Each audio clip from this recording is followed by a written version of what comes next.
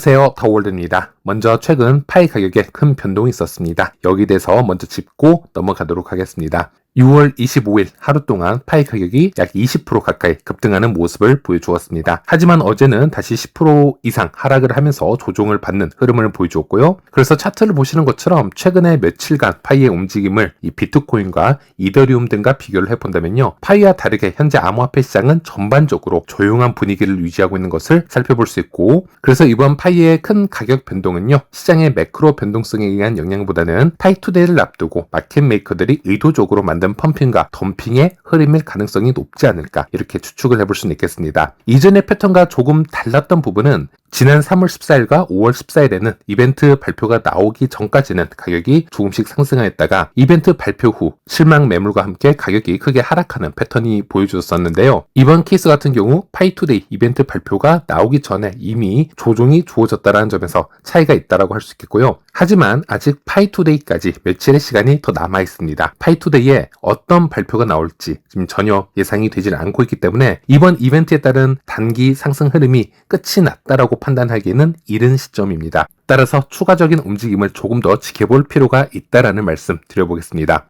그리고 이처럼 방향성을 예측하기 매우 어려운 시기에는 고레버리지 선물 거래는 청산 위험이 크기 때문에 여러분들도 신중히 접근하시는 걸 추천드리겠습니다. 한 예로 OKX 거래소에서 롱과 숏 청산 물량을 1시간 봉 차트로 살펴보면요. 엊그제의 경우 파이가 약 20% 가까이 상승을 하면서 큰 규모의 이 숏 청산 물량이 일어났고요. 그리고 어제, 오늘은 반대로 덤핑이 되면서 롱 포지션 청산 물량이 꽤 많이 일어난 것을 볼 수 있습니다. 역시나 이런 움직임은 롱이나 숏으로 너무 한쪽으로 과하게 포지션이 잡히는 경우 마켓 메이커들이 이 가격을 조정을 해서 청산을 시키는 그런 무빙을 보여주고 있기 때문에 현재 이 시기에 고배율로 선물 거래하는 것 매우 위험하다는 말씀 다시 드리도록 하겠습니다.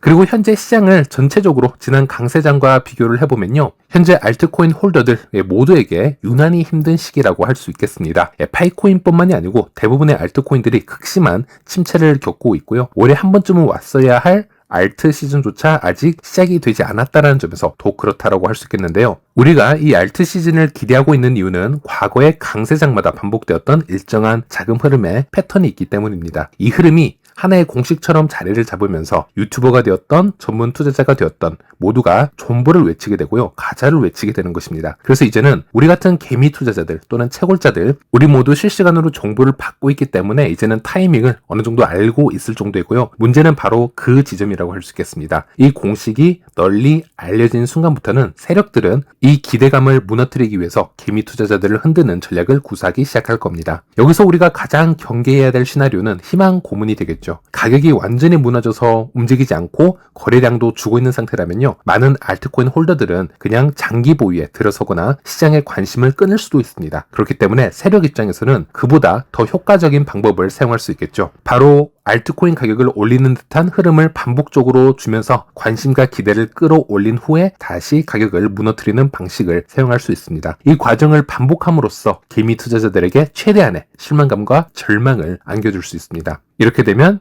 알트코인을 장기 홀딩을 하는 경우가 아니라 시장에 본인의 코인을 모두 덤핑을 하고 떠나는 경우가 많아지겠죠. 그리고 개미가 어느 정도 틀렸다라고 하는 시점부터 세력은 알트코인 가격을 펌핑시키고 시장에 온갖 호재를 만들어내고 개미를 끌어들여서 높은 가격에 코인을 매수하도록 하는 전략을 취할 수 있을 겁니다. 이것도 어찌 보면 뻔한 시나리오가 될 수 있겠지만 항상 이 지점에 오면은 이것을 알고 있더라도 버티기가 그렇게 쉽지만은 않을 겁니다. 어떻게든 이 시기를 버티는 자만이 올해 안에 의미 있는 수익을 거둘 수 있을 것이고요. 시장은 항상 끝까지 살아남는 자에게 기회를 줘왔습니다. 네, 이제 파이 관련 주요 업데이트 소식 다시 전해드리도록 하겠습니다. 제일 먼저 파이노드 0.52 업그레이드 소식이 있었습니다. 이번 업데이트에는 몇 가지 변화가 있었고요. 이름 변경 업데이트가 있었습니다. 이름이 파이노드에서 파이 데스크탑으로 명칭이 바뀌었고요. 창 크기 조절 기능이 추가가 되었습니다. 그리고 문제 해결 페이지 공개키가 추가가 되었고요. 또 도커 최신 버전과의 호환성 문제가 해결이 되었습니다. 그래서 자동 업데이트를 기다리셔도 되고 직접 확인하시고 싶으신 분들은 파이 네트워크 깃허브 페이지에서 직접 다운로드 하실 수가 있습니다. 그리고 파이 브라우저 1.13 업데이트도 진행 중입니다. 자동 업데이트 설정이 되어 있는 분들은 자동으로 반영이 되기도 하지만 일부 사용자분들은 구글 플레이 스토어나 앱 스토어에서 수동으로 업데이트를 하셔야 할 수도 있습니다. 그리고 이 버전은 여러 버그 수정과 안정성이 향상된 업데이트니 꼭 확인을 해보시길 바라겠습니다. 그리고 추가로 UI에도 일부 변화가 있었습니다. 파이 브라우저 하단에 매니지 어카운트 버튼이 새롭게 추가가 되어서 이제 계정 관리 페이지로 더욱 빠르게 접근할 수 있게 되었습니다. 그리고 최근 캔디님과의 대화를 통해서 다시 한번 느낀 점이 있어서 여기에 대해서도 공유를 해드리도록 할 텐데요. 참고로 최근 캔디님 정보는 지속적으로 제 영상에서 공유를 해드려 왔었죠. 이번 이슈는 저도 그렇고 캔디님도 그렇고 모두 동의를 하는 부분인데요. 또 내부 소식을 많이 받고 있는 개발자들 또한 같은 생각일 거라고 봅니다. 컨센서스 2025 이후에 파일 생태계의 중심 화두는 단연 AI라는 사실이고요. 캔디님의 표현을 인용을 해보자면 이제 파이 생태계의 코어와 트렌드는 채굴과 KYC에서 앱 생태계와 AI로 완전히 넘어갔다라고 봐도 과언이 아니다 라고 언급을 했습니다. 실제로 글로벌 파이 채팅방과 소셜 플랫폼을 살펴보면요. 이미 수십에서 수백만 명의 파이오니어들이 여기서 질문을 하고 정보를 공유를 하고 있습니다. 이처럼 방대한 커뮤니티를 유지하고 지원하기 위해서는 결국 AI 역할이 필수적이라고 할 수 있겠습니다. 이미 현실 세계에서도 콜센터나 고객 지원 같은 분야에서는 AI가 대체가 되고 있으며 많은 사람들이 일자리를 잃을 만큼 이 AI 성능은 눈에 띄게 향상이 되고 있습니다. 그리고 이런 흐름은 거스를 수 없는 기술 발전의 방향이고요. 이미 많게는 수백에서 수천만 명의 유저를 지닌 파이 앱에게서 이런 AI를 실험하고 테스팅하는 것은 당연한 수순이라고 볼 수도 있겠습니다.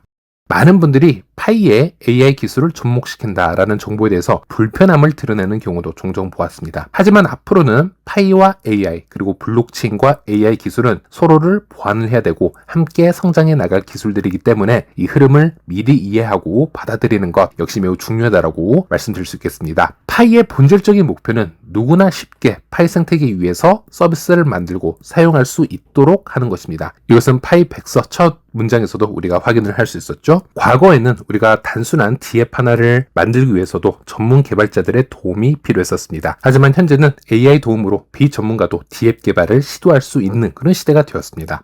그리고 또 한 가지 생각을 해봐야 되는 부분, 파이는 기존 블록체인들과도 방향성이 조금 다릅니다. 예를 들어 비트코인은 철저히 폐쇄적인 구조를 지향을 하고 있습니다. 채굴이나 인센티브, 트랜잭션까지 모두 블록체인 내부에서 처리되도록 알고리즘이 짜여져 있습니다. 여기서 제가 폐쇄적이라는 개념을 사용한 이유는 비트코인은 철저하게 인간의 결정, 불확실성 있는 결정이 블록체인에 개입이 되지 않도록 모든 것을 알고리즘으로 설계를 해놓았고 외부에서의 결정이 네트워크에 영향을 미치지 못하도록 폐쇄적인 방어 시스템을 구축해놨다라는 뜻으로 제가 사용을 한 것입니다. 이는 최고의 탈중앙화를 구현하는데 매우 유리하지만 외부 기술과의 융합에는 보수적일 수밖에 없습니다.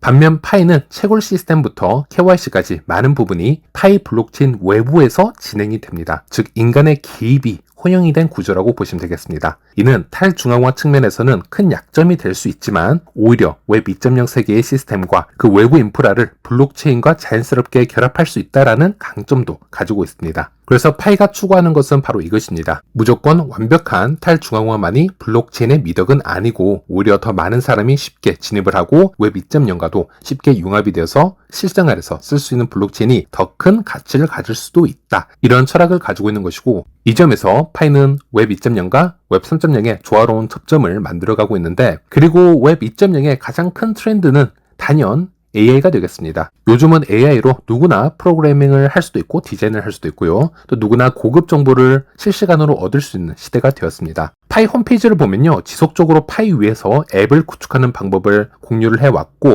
이것을 프로모션을 해왔던 것을 볼 수 있는데요. 한 예로 2024년에 이안이라는 초보 프로그래머가 파이에서 어떻게 쉽게 D앱을 개발을 하고 이것을 파이 블록체인에 올렸는지 그 과정을 상세하게 소설해 놓은 글들을 우리가 확인을 해볼 수도 있었습니다. 그런데 이제는요. AI가 작년보다 올해 더 스마트해졌습니다. 그래서 파이 개발자를 위한 챗봇이 나온다면 코딩뿐만이 아니라 개발자를 위한 모든 정보를 실시간으로 제공받을 수도 있을 겁니다. 파이는 바로 이 AI 기술을 통해서 대중성과 유틸리티라는 목표를 실현하려고 하는 것입니다. 그래서 요즘 파이의 핵심 키워드가 무엇이냐고 묻는다면 내부적으로는 단연 AI가 맞지 않을까 이렇게 말씀드릴 수 있겠고요. 그래서 이번 다가오는 파이투데이 이벤트에서도 AI 관련 어떤 업데이트가 나올지 예상등이 기대가 된다라고 할 수 있겠습니다. 네, 그리고 마지막으로 X에서 여러 파이 관련 인플루언서들이 어떤 이야기를 하고 있는지 잠시 살펴보도록 하겠습니다. 제일 먼저 파이코어 팀 전 멤버였던 저스틴 우의 포스팅을 보도록 하겠습니다. 주황색 추세선 하락 붕괴가 나타난다면 알트코인 시즌으로 돌진할 때입니다. 이 프레임워크를 사용하여 현명하게 움직임을 계획하면 불필요한 손실을 피할 수 있습니다. 트리거존을 고수하고 과정을 신뢰하면 실망하지 않을 겁니다. 라고 하고 있고요. 지금 보시는 게 비트코인 도미넌스 차트이고 이 도미넌스가 하락을 한다는 것은 비트코인에 몰린 자금이 알트코인으로 유입되어서 이더리움 및 알트코인들이 펌핑되는 시점을 얘기하는 것입니다. 당연히 파이에도 관련이 있겠죠. 역사적으로 비트코인이 70%까지 도미넌스를 찍으면 이것이 고점이었고요. 급격한 하락을 보여주고 약 40%까지 내려간 후 다시 상승하는 모습을 보여주어 왔습니다.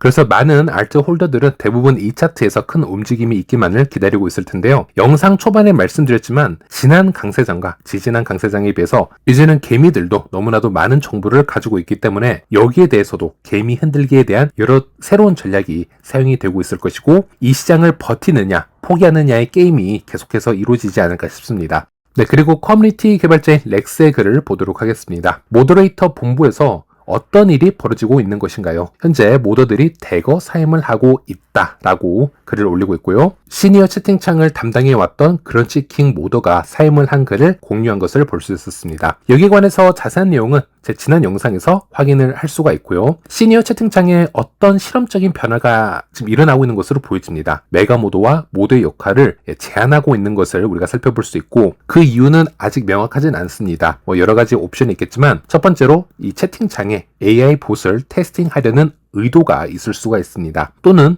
모더들의 역할이 너무 강력했고 의사 전달에도 제한이 많았기에 그 중앙화된 분위기를 조금 더 변화시키기 위해서 일단 시니어 채팅창부터 어떤 테스팅을 하는 것일 수도 있습니다.